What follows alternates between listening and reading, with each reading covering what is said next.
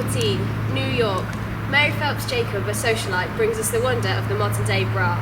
But little did she know the impacts that some string and a few hankies would have across the world for years to come. But what did it mean, and where did it all begin? Join us as we venture through the past centuries to bring you the history of the bra.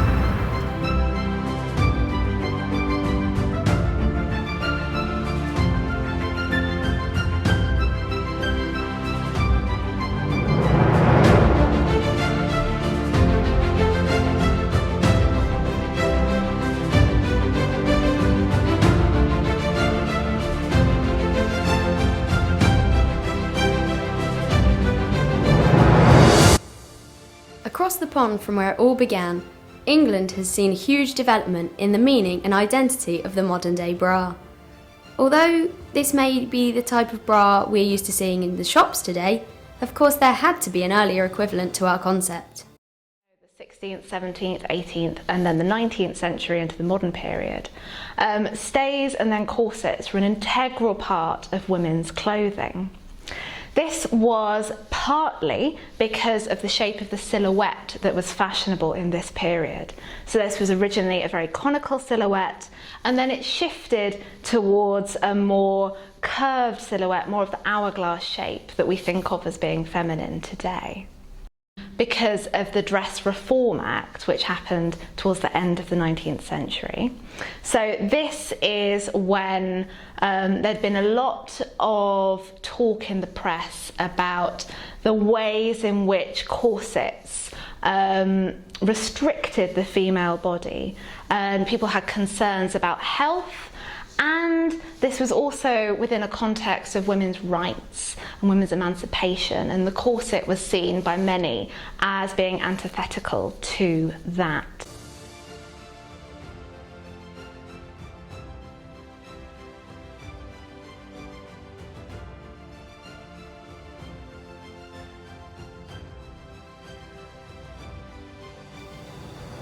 The shift towards the bra occurred at the end of the 19th century, where we begin to see bust improvers in the 1880 and 1890s.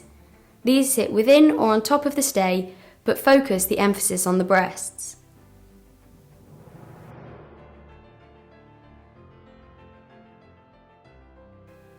Styles and trends changed throughout time. Women were constantly trying to keep up with the developing fashion scene. This became evident with the flat-chested look becoming popular in the 1920s.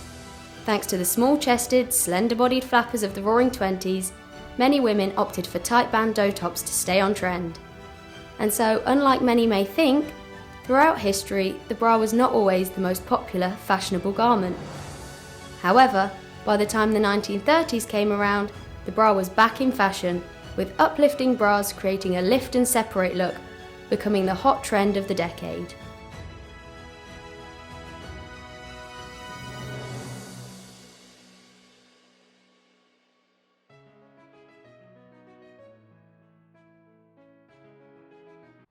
We've come to the Marks & Spencer's archive in Leeds to take a look at some bras.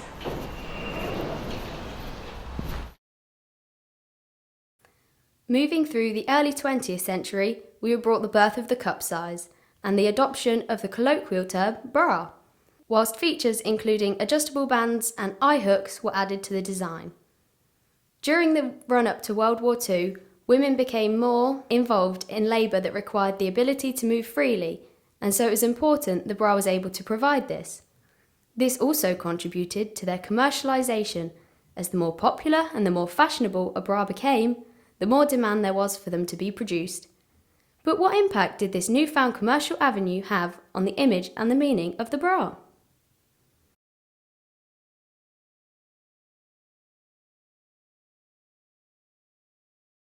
The more that the bra became commercialised, the more that it appeared in marketing literature, the more that it was taken over by a patriarchal, male-dominated views of womanhood. It lost some of that original emancipation, it lost some of that original pro-women's liberation.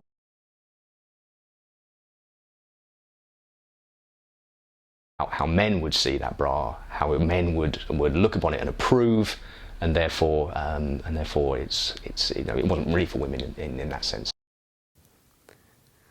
Although bras began to become more and more popular, developments came to a halt during the Second World War, as all clothing had to adhere to utility standards due to shortages in materials and resources. Post-wartime society begins to see a bigger experimentation with styles and designs.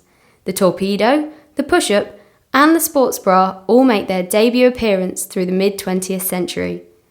It is also here in the 1950s that newfound dyeing techniques allow for the affordable commercial use of bright colours, which fit perfectly with the teen revolutions of the early 1960s, providing bold and playful patterns to match the introduction of the softer, more rounded style that became standard in this decade.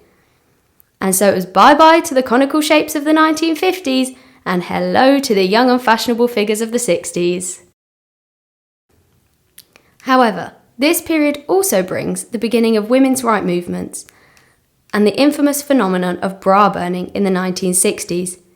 Is what we know about this phenomenon entirely true, or is it simply an over-the-top image associated with feminists and their protests? In the 20th century, in the 1960s, the bra does become this central symbol of the women's movement. So we're talking about second wave feminism now, with a much more liberated idea of what women can do. And I think it becomes a symbol partly because during the Second World War, women are taking part in male industries. They're filling in for men in the munitions industries, in heavy industry. So they have to wear essentially male clothing to do their jobs properly. And there is a sort of connection there between women feeling more liberated because they're wearing less restrictive clothing, doing men's jobs. And then after the war, there's somewhat of an idea that they have to then go back into their old place, back in the home, and more restrictive. So the bra becomes a symbol perhaps of that oppression or repression, and the feminist movement in the 1960s decide that this is the symbol that they want to show is a symbol of the bad old days that they need to get rid of. The protest against the Miss America pageant that took place itself contributed or helped reinforce some negative stereotypes about women. But bras aren't always about politics and equal rights. In some cases, female empowerment is the most important thing that can be attributed to the bra. For survivors of breast cancer, post-operation bras can be incredibly useful in helping women reclaim their femininity and beauty. The progression of the bra and the amazing developments within fashion in the 21st century have made it possible for survivors to reclaim what they may have lost, whilst also providing comfort and support in such a sensitive way, a way we can only hope will continue to aid survivors in the future.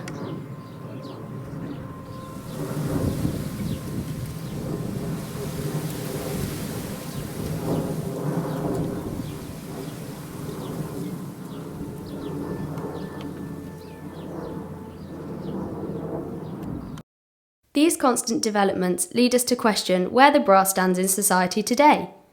Is it a garment of comfort, support, or has there been a shift away from the practical mission it first set out with, towards messages and connotations of sexuality and sensuality? Garment, it exists to make your life more comfortable and to make moving around more comfortable.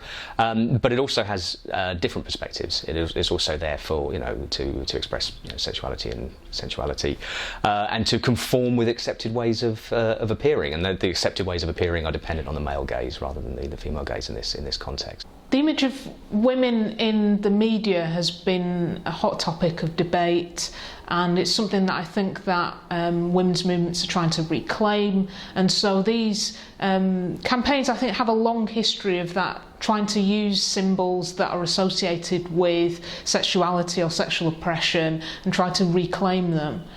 The Free the Nipple campaign at the beginning of the 21st century brings into question these practicalities, as well as reigniting the ideas about feminist identity of the bra.